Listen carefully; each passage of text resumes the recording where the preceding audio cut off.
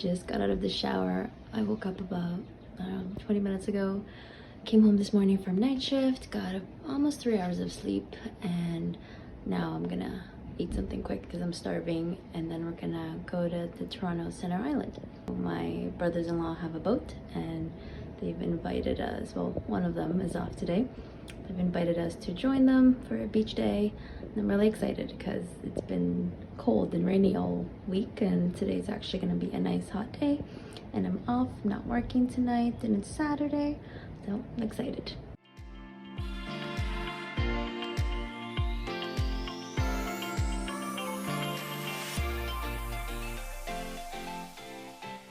To get to the island, we have to take some sort of boat.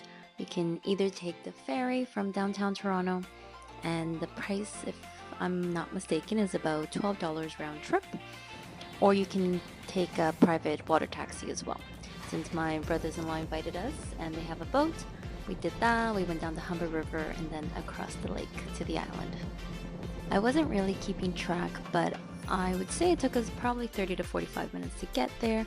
We went towards beach. There's several beaches on the island, and as you can see, it's pretty busy, lots of other boats and lots of people on the beach. And dogs are welcome on this beach as well, so we saw a few dogs there.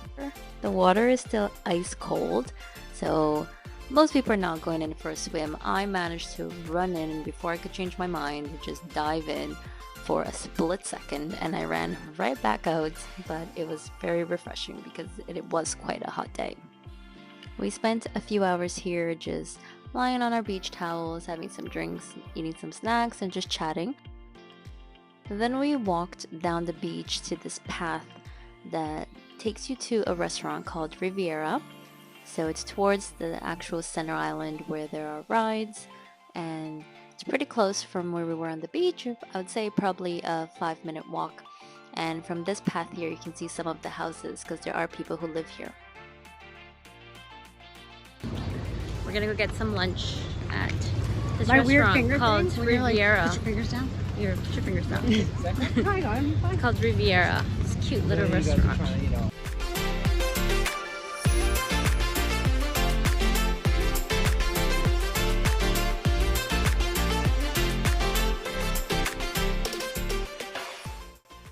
Even though it was a weekend, we didn't have to wait for a table. They were able to sit us down right away when we got there.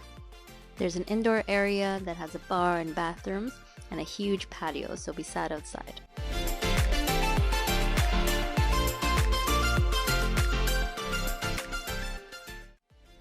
They have quite a few options on their menu, and the prices are pretty reasonable as well. So we had some tacos and some beers. Some of the other guys got some sandwiches, and everybody enjoyed their meal. The island is so big and there's so many little parts to it that I never even knew about this restaurant for the longest time, and I've been going to this island since I was a kid. So it was definitely a nice treat to find out about this, and it's right by the water. So after lunch we just walked back down this pathway all the way to the beach to get back on the boat to go back home.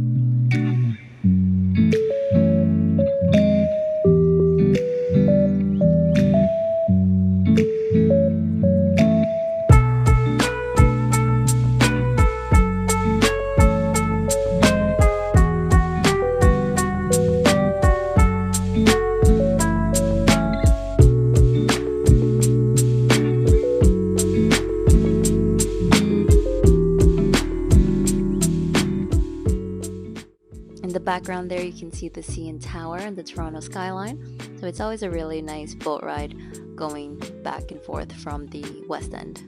The wind had picked up when we were heading back, so it was a bit of a bumpy ride and a little bit chilly, so always carry your windbreaker. I have like 2 different skin tones. It's so bad. Mila's feet are so ashy. No, I was saying, like, this is what my real skin color is when the sand exfoliates, and this is now, this brown is just dirty brown. It's something. Zach, are you ready to go? Let's go, Zach. We've been out quite a bit this week, so towards the end of the week I realized that all of our veggies were starting to go bad. I hadn't cooked much, and I had to just cook everything up, so I took everything out of the fridge. Didn't really have a plan, but knew everything had to get cooked or else they were gonna go bad. I have about 2 hours to do some meal prep. All of my veggies are starting to go bad. I'm gonna work the next 3 days. So I just wanna cook everything up. I'm not exactly sure what I'm gonna do. I do know that I'm gonna pickle these cucumbers. I'm gonna slice them. They go really well on poke bowls. I got this cabbage to make sauerkraut, which I've never made before, but I've always wanted to try. And cabbage usually lasts for a very long time. Even if the ends start looking brown, I just cut that off and they're good. My asparagus is the one that's the worst, so definitely gotta cook that up. I got some salmon out, some chicken, some tofu, cassava. I'm just gonna cook everything up. I'm probably gonna make a lentil dal with this eggplant. Just gonna have a bunch of random things ready, made in the fridge for the week, just so I don't have to waste any of the stuff, and that way we'll have an easier week and just heating up some leftovers. So I'll show you guys as I go along what I make. The first thing I started with was the cassava. Cassava is a root vegetable, kind of similar to potato. It's very starchy. It's gluten-free, obviously, and it's a great alternative to potatoes. And it just has an interesting taste. If you haven't tried it yet, I would recommend. It's super popular in Brazil. You can buy them in some places in Toronto where they're already peeled and cut and they come frozen. Or in this case, I just got them from the produce section, cut them, peeled them, and then I cooked them in my Instant Pot until they were nice and tender. Next up, turn on the heat for the Dutch oven to start heating up and started to dice some onion. I wanted to use up that eggplant, and I love eggplant in Indian food, so I thought what better way than to use that in a lentil dal, because I always have dried goods like lentils and chickpeas on hand and canned coconut milk. So that's what this was. I don't usually add carrots and celery to my Indian food, but they were gonna go bad and I had to use them up, so I just tossed them right in here. A lot of the time, or most of the time, my cooking is like this. I just open the fridge, see what I have, and then I make it up as I go. So I use whatever veggies I have on hand. And then I always try to keep my pantry well stocked with dried goods so that I can just whip up meals like this. Don't be scared to experiment in the kitchen. I have a lot of people that tell me, oh, I like cooking, but like I need to follow a recipe. I can't just freestyle in the kitchen. You can, just get comfortable with it. Make sure you're tasting the food as you go if you're new to it. I personally don't do that at all. I only really taste the food at the end. I'm just so used to it now that I know when I'm eyeballing my spices and my seasoning, I know that that's probably going to be good. And sometimes at the end, I'll just do a little bit of tweaking with the seasoning. So don't be scared. Try to pay attention when you go to restaurants and see what flavors you really like from a dish, and then look at the menu and see what it is. Sometimes you'll be like, oh, I really like pesto. Every time I order something with pesto, I love it. So, start paying attention and then try experimenting with those things at home. After letting my spices toast, I just added the eggplant, lentils, and coconut milk, some salt and pepper, covered it up, and let it cook until everything was nice and tender. I usually add tomato, but I was all out. Next up, I got my hot skillet here, added some butter and my beautiful Ontario asparagus. This asparagus was so tasty. I loved how fresh it was. I did not let it get super soft. I like when there's still a bite to it. So with the pan really nice and hot, you're able to get a little bit of those charred bits. I personally really like that. And it stayed nice and vibrant green. I kept these really simple and just seasoned them with some of that lemon pepper seasoning from Costco. Next up, I used the same skillet, added some more oil, some garlic, and then I added my chopped up bok choy that I rinsed. I kept the heat on medium-high because I really wanted to stir-fry these, make sure they didn't get too soggy, still had a bit of a bite to it. I added purple cabbage, which I don't usually add to Asian food, but again, it had to be used up and it actually turned out really tasty. I had a little bit of chili garlic paste left, so I threw that in there. I was also running out of my sesame oil, so I threw that in there as well, and a bit of soy sauce. Those were the three things I used, and those are my Asian staples. I use them in most of my Asian cooking, so I need to get some more of that. Up next, diced up all of my mushrooms into bite-sized pieces, and then I fried them up with some onion and garlic. Again, I just sauteed them with a little bit of oil, some salt and pepper until they became nice and browned. While this was cooking, I went back to my cassava, so I turned it into a puree. I used my electric mixer to blend it all together, added a bit of milk, some salt and pepper, and just whisked it until it became nice and creamy. I love to keep frozen corn, frozen peas, those kind of veggies in the freezer because they always add a nice color and a bit of texture, and sometimes you just need to add a little something extra to bulk things up. So here I added some corn and some cream cheese. So this is a type of Brazilian shepherd's pie kind of thing. Got some chicken cooking in the Instant Pot, which I'm going to shred at the end. And then I'm adding here a can of thick cream. This is a staple in Brazil. It's used so much. This is not a healthy recipe, guys. You know, it's all about the balance, but it is super tasty.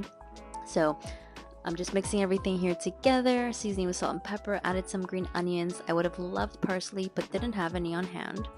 And then I used the KitchenAid mixer to whisk the chicken so that it shreds it. Make sure not to overdo it. And then I just added this to my creamy corn, mushroom, onion filling. Stirred everything really well, and this was the filling for my Brazilian shepherd's pie. Don't hate till you try it. I know it's weird, but adding a little squirt of ketchup just adds a little bit of color and helps balance out all the flavors. Just trust me, it works. I also added a little bit more milk just to thin everything out, and the filling was ready. Here I'm just assembling it all using a deep casserole dish, putting in the filling first and then topping it up with that creamy cassava puree that we made earlier.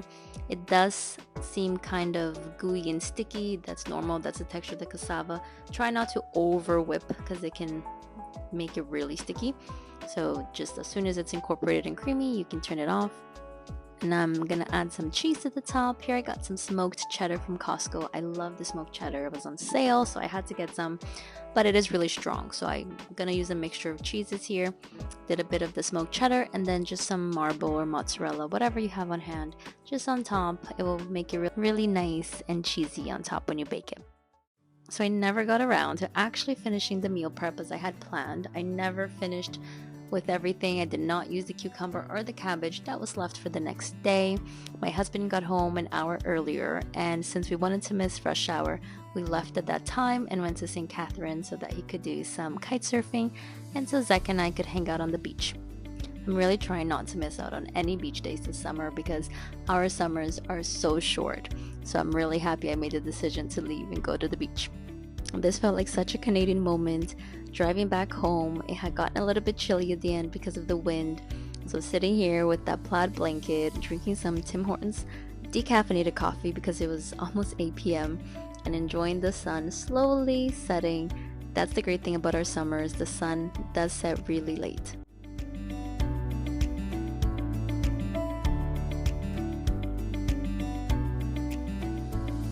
When we got back, it was late, but I just cooked up some rice in the Instant Pot and made some salmon in the air fryer for our lunches, and we had some of that delicious lentil eggplant dal for dinner.